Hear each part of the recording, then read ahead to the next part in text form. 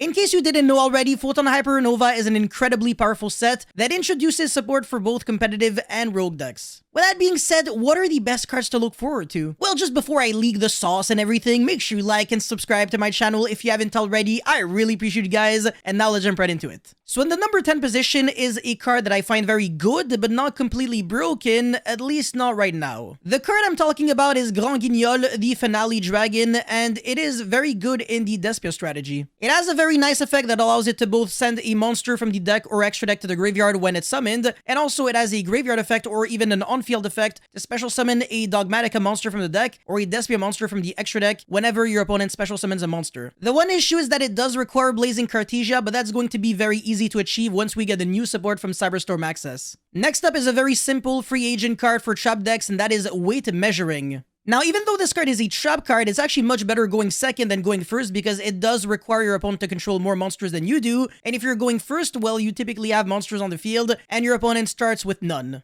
But the really cool thing about this is that it makes the player, the opponent, make the cards go from the field to the graveyard, so it's by game mechanics and not by effects, which means that you can kind of play around cards that have floating effects when they're sent to the graveyard by card effects. And also, again, since it is by game mechanic and not by card effect, it is a great way of getting rid of monsters that are unaffected by card effects. Alright, in the number 8 position is an extremely powerful monster that definitely will boost its archetype, and that is Plunder Patrol Ship Yord. I think that's how you pronounce it. Look, I'm not a Viking, okay? Stop judging me. But yeah, on top of being generic to summon, it actually does so much that I don't even know where to begin. The card searches, it summons a monster from the deck, it generates tokens, it does like everything you can really think of. But yeah, either way, Plunder Patrol definitely deserved their Earth Attribute extra deck monster for a while, so I'm really glad that they finally have it. Alright, number 7 is a card that contributed to the creation of a tier 1 deck in the OCG, and for a very good reason. That card is Gishki Grim. Again, very simple card. When it's summoned, you can pretty much summon any Gishki monster from the deck, and with no drawback or restrictions.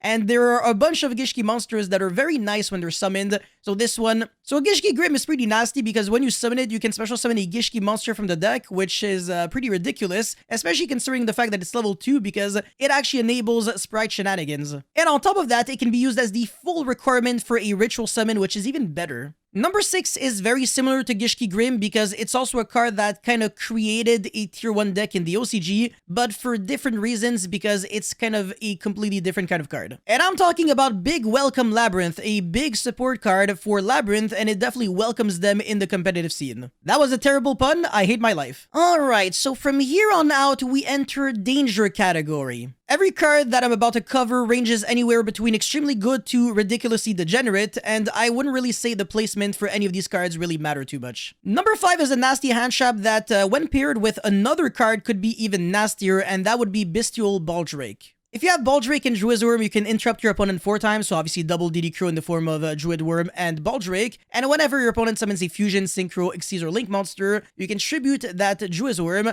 and then trigger the effect of Baldrake, and then banish that monster, and then trigger the Druid Worm in the grave to send another special summon monster your opponent controls right to the graveyard. Number 4 is yet another stupid, unfair card, but unlike the other cards that I've mentioned, this one is a little more low-key, and not a lot of people really know about it. The card in question is Gigantic Champion Sargass, and it might be one of the best Xyz I've ever read in my life. It can be summoned generically by using the Spriggan's rank 4 monster, which is generic because all you really need are just 2 level 4 monsters, and it has 2 really nasty effects. So once per turn, for absolutely free, without even detaching a material, you can search any Spriggan's or Theron card directly from your deck to your hand, no drawback, no restrictions. And again, you don't detach a material. That is really important because it means that you can go into a Zeus with 4 materials. Because yes, this card is basically a downward magician for rank 4s. And on top of that, it has another effect that allows you to bounce back or destroy cards on the field whenever another one of your Xyz monster detaches materials. But yeah, imagine being able to go into a Zeus with 4 materials just using 2 level 4 monsters, and on top of that searching Regulus to negate anything your opponent uses. Number 3 is kind of boring, but it's a super popular card that made a tier 0 deck even better, and that would be Tearlament's Kashtira. Tearlament's Kashtira, I really wonder what deck is playing that card. Spoiler alert, it's Tearlament Kashtira, so it uses both Tearlament's cards and Kashtira cards. But yeah, it's super easy to search because it's both a Tearlament's card and a Kashtira card, and it's a hand trap just like Offness, and it can actually lead to really degenerate combos if you play a heavy Kashtira engine. It's also a level 7, which is really nice if you're trying to make Shangri-La and a Rise Heart in your deck. And also, the graveyard effect is not too bad. It's kind of like a baby Kelbeck and a Guido, but like at home. Alright, number 2 is a card that a lot of people are really anticipating, and I think people might be underestimating the potential of this card, and that would be Triple Tactic Tasking. Unlike Triple Tactic Talents, Tasking doesn't even require your opponent to specifically use a monster effect on the main phase. It can actually be on the draw phase, standby phase, or battle phase.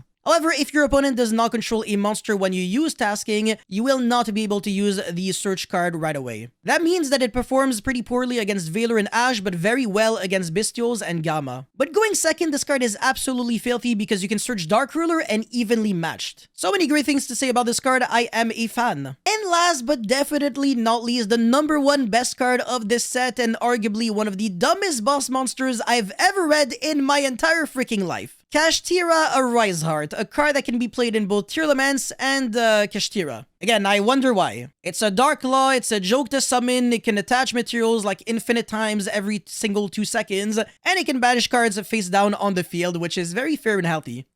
This card is so stupid that I think I'm just gonna end this video right here, actually.